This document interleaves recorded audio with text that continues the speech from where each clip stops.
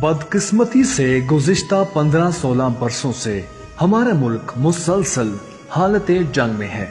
جہاں ہماری معیشت اور غیر ملکی سرمایہ کاری دہشت گردی کے خلاف اس جنگ کی نظر ہوئی، وہیں پاکستان نے اس جنگ میں 80,000 سے زائد اپنے نہتے شہریوں اور فوجی افسران اور جوانوں کی جانوں کے نذرانے بھی پیش کیے۔ شروع میں تو اس جنگ کو عوام الناس میں اتنی پذیرائی حاصل نہیں تھی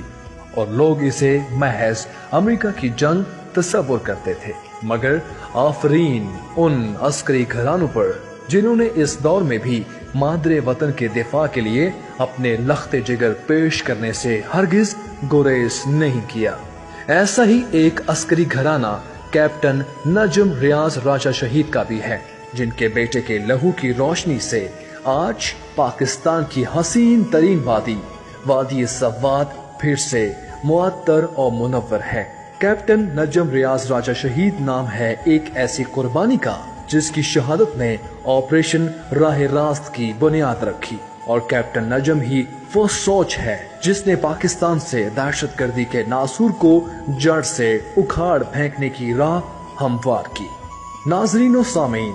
یہ تذکرہ ہے اپریل سن 2009 کا، جب وادی سوات میں اپنے مذموم مقاصد کے حصول میں سرگرم ایک کالعدم شرپسند تنظیم تحریک نفاذ شریعت محمدی اور حکومت پاکستان کے مابین بظاہر ایک امن معاہدہ رواج پذیر تھا، مگر اس کے باوجود تحریک نفاذ شریعت محمدی کی جانب سے پاک فوج کے اسپیشل سروس گروپ یعنی SSG سے منسلک 4 اہلکاروں کو اس وقت حراست میں لیا گیا جب وہ خوازہ خیلہ کے ایک بازار میں معمول کی خریداری میں مصروف تھے۔ ناظرین و سامعین، قوم کے یہ دلیر بیٹے تقریباً 22 دنوں تک ان درندہ صفت دہشت گردوں کی حراست میں رہے۔ اسی دوران وہ وہاں سے ایک بار فرار ہونے میں بھی کامیاب ہوئے، مگر قریب ہی ایک گاؤں میں جہاں انہوں نے پناہ لی تھی ان کی مخبری ہو گئے، اور یوں وہ دوبارہ طالبان کی حراست میں چلے گئے۔